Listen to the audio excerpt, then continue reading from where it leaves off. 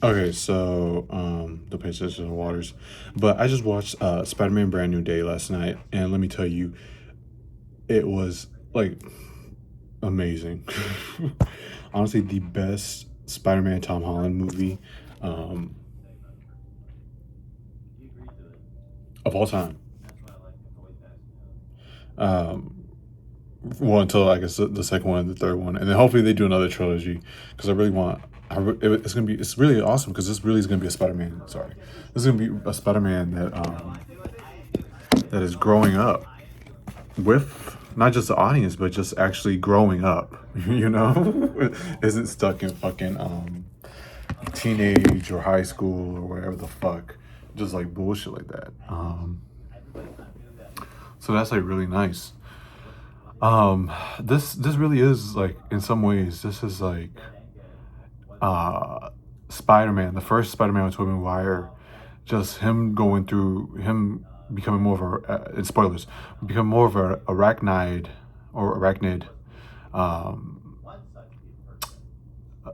person, mutating basically, going through another mutation level of it, um, and just having to deal with this he really is more Spider-Man than he is Peter Parker. And this is in some ways this is like the Batman where it was Robert Pattinson's Batman was more Batman than he was Bruce Wayne. And so hopefully in the next film it's going to be more Bruce Wayne and Batman flesh like balanced better. Hopefully, who knows? But with Spider-Man at the end of this you can clearly tell that it like I said, mostly Spider-Man, but at the end it did balance out. And the next film, you for sure know that the next two, Spider-Man is back, or Peter Parker is back, and I love that. I love that. And like, I honestly, some people they're like, oh, these emotional beats kind of worked or didn't work. For me, it totally worked. Just having seen the other movies, never really liked them, but kind of I really did like the third one, but it was kind of an easy layup to love it just because Toby and Andrew were in it. But the way they use Aunt May to replace Uncle Ben, to me, just works way better uh, in the longevity of things. But it kind of is heartbreaking that Spider-Man always has to keep losing people or has to go through that. But he really is a character of going through loss and still getting up and continuing on with your life, and not just that, but carrying the person you lost with you. And that to me is just so precious because he used the memory of Aunt May, his love for Aunt May, the emotion and depth that he had with Aunt May. He used that to show, spoilers, Jean Grey, that you can be better and people will love you, even if she doesn't have that, because she's a telepath and all that. She sensed that. She knew all those memories. She felt all that love. She felt that connection. She knew what Aunt May was, and she knew there are good people in this world. And it's not fair that she had to go through what she went through, but there will be a better day. There will be a new day, you know? And I think that was beautiful. I think that was really beautiful. That was, honestly, that was the best moment of the whole movie. When they're in that room and Jean Grey takes Peter's spot and they're just there, and it's beautiful. It's beautiful. uh, the stuff with Yelena, the spoilers or like the stuff about it, it was kind of like worrisome, but honestly, in the film, it worked out way better than I thought. That's her office, all that. It's great. Hulk, I felt bad for Hulk. He was a casualty. It's very questionable, like how the world's gonna react now. But honestly, it makes sense because Hulk. He never controlled the Hulk. He just kept using science, and he figured out how to do use that inhibitor. He was smart enough to stop it, but he was never smart enough to actually overcome the Hulk. He was never that powerful, and so that to me was like it worked out better for the Hulk, even though it kind of sucks that he's gone through this and all that. But like that fight scene, like Savage Hulk was back, like that shit. I was waiting all fucking movie for that shit, and that shit fucking rocked. I would have liked a little bit more destruction, but overall, fucking fantastic. Punisher too. The Punisher was great. Um, my only issue with the whole film was that I was like, what is going on with um what's it called? What's going on? This is where the connected universe kind of lacked for me, but I didn't care because I'm like, well, Spider-Man is a bigger character. I don't really give a fuck. But Daredevil is just like all of that. Just um, that's like I don't know. I feel like in Daredevil, you could have easily just said that Spider-Man's helping out and all that, but like I don't know. I guess it's just confusing. It's just confusing. I think if they had just done that Daredevil, all that took place during the blip, then I would be like, okay, that makes kind of sense, and that kind of works out better, you know. But they've done what they've done with that, and it just doesn't make any sense. But do I care? Like I said, it's not. It's Daredevil. I love the Daredevil. Well, I love the original Daredevil show. Born Again is its own thing, and it had some better moments this season, but like I just, it just doesn't hit the same, and I think they really messed up. And then they even just like this is another thing that kind of really messed me up, and I wish they kind of I feel like Damage Control used mind control on the ninjas on the hand, because ain't no way. Like the hand is an organization within itself. Like I don't care. Oh, their leader's gone. Like oh, now they work for Damage Control. No, no, that's not how that works. Maybe they're like double spies, or maybe they're not even like maybe it's a different part of the hand or something like that. But either way it goes, I was like, really? Um, okay. But either way it goes, like you want to add ninjas to your movie, add some ninjas to your movie. It doesn't matter to me. It's fucking badass. Um, then what else? Zendaya. Oh my god. Another thing. I don't love you. That's not me. Oof, that shit was painful. And let me tell you, I did not like Tom Holland acting in The Odyssey, but Tom Holland acting in this, he acted his ass off. Now, don't get me wrong, he's been with the character for like 3 movies, 4 movies, 5 movies, or whatever. But like he acted his ass off, and I wish I had like some behind the scenes, because I know that scene where Zendaya tells him "I don't love you" had to be some of the hardest scenes he's ever filmed. I know it has to be, because just hearing that from your wife, like even his acting is just like, ooh, I know that got sting, and then but like oh my god, it was I was some of the best Zendaya acting too. Um, and then the directing, the web slinging, the use of the webs, all of that shit was fucking badass. It was too good.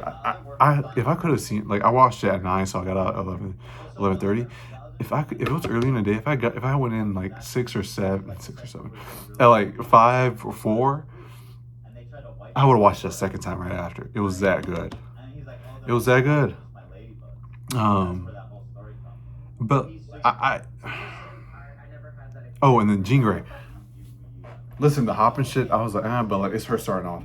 But her at the end of it, when she's there and and she has all that, I was like, hell yeah, that's motherfucking Jean Grey. Put some respect on her motherfucking name. No fainting, none of that bullshit. No too over emotional. No, she is fucking a badass. I love that shit. I love that shit. I'm about to take a shower, but I don't know. I just had to get some thoughts out. It was too good. Oh, and then Sarah. I was like, I told it to my friend. I wish her name wasn't Sarah. That's Jean Grey's sister, who was also a telepath. I think that's new. I don't know if they've ever done that in the comics, but to me, you know what I would have done? I wouldn't have named her Sarah. I would have named her Madeline. So that way, when they do the little clone and all that later on, when Madeline Pryor chooses Madeline's name, or chooses the name Madeline, it has more emotional significance and kind of works into a better where she's continuing, not just she isn't Jean, but she's still a part of Jean's history by continuing the legacy of Madeline or Sarah, you know. But we said maybe it could be like Sarah Madeline Pryor or Sarah Madeline or whatever. But I think, that's the way I would have done it. But like, it is what it is. But because I really want Madeline Pryor. I want all that shit. I need that shit now.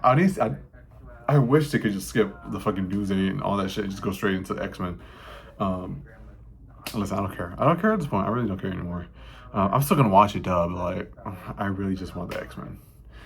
But I think it's also I blame it because I'm high on X-Men 97. And this last episode, where Kurt, like, the balls to actually do a talking episode and make it interesting.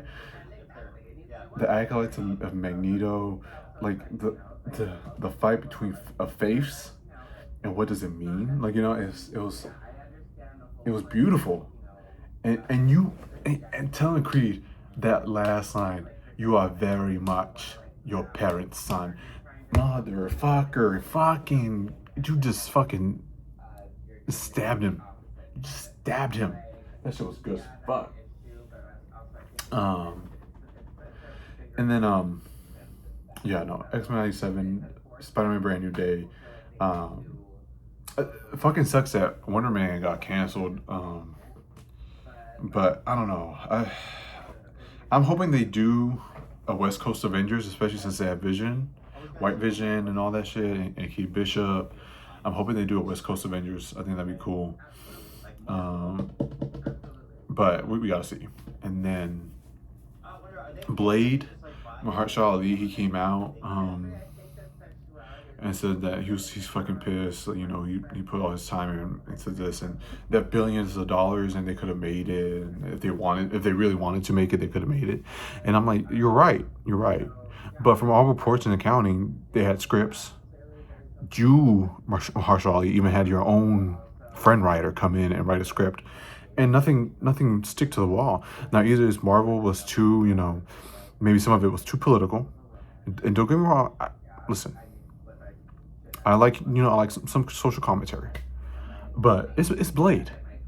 The social commentary is Blade, the character itself.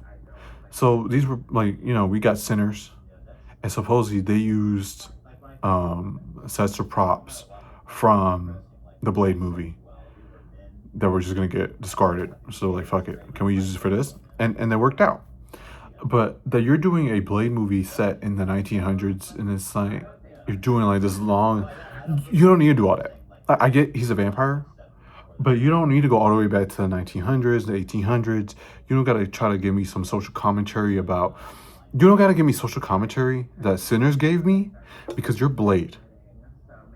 You're a modern day, cool as fuck,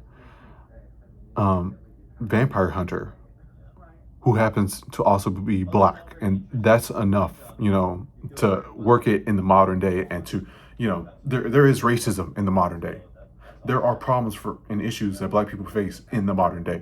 You don't have to keep going back in time.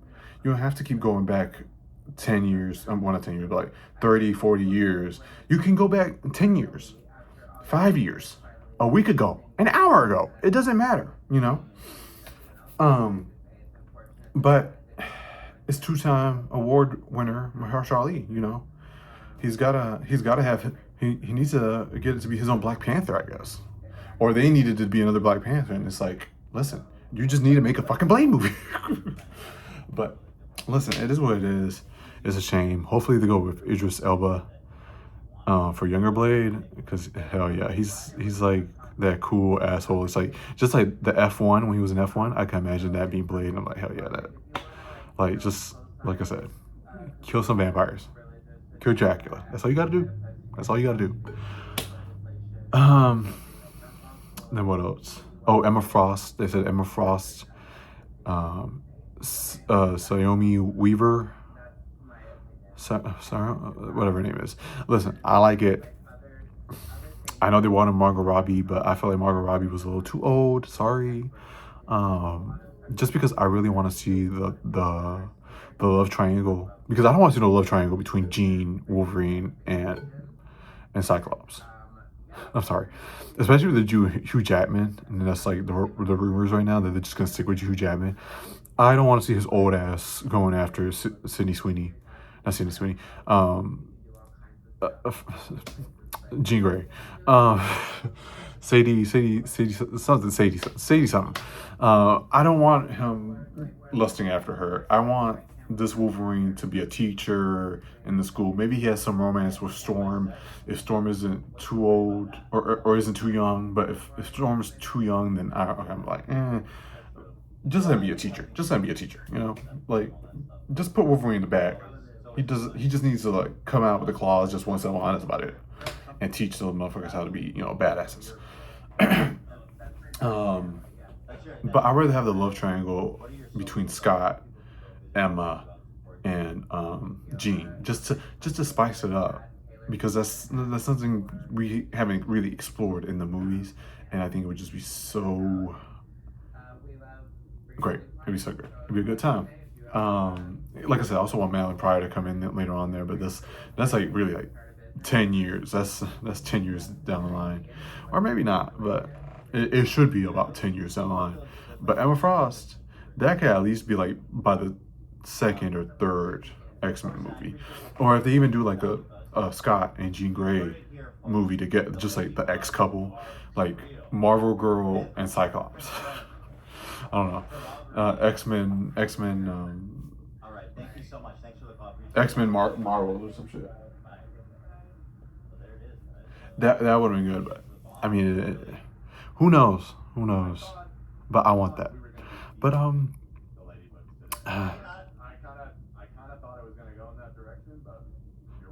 that's all I got. That's that's all I got for you today. Um, yeah. I don't know. Marvel is looking good so far in regards to X-Men and Spider-Man. Still needs Sony, but it's still looking pretty good. Other than that, I don't care. um, but listen, they need to step it up. They need to step it up because like comics wise, all I got, I keep getting fucking Absolute Green Arrow, Zatanna, Absolute Wonder Woman, like Battle Beast, fucking Ben 10. Like no Marvel comics. I just don't care. So I don't know. I need Marvel to step it up in their comic department too, but we'll see. All right. If you see this, thank you for watching. I don't even know why you watched it.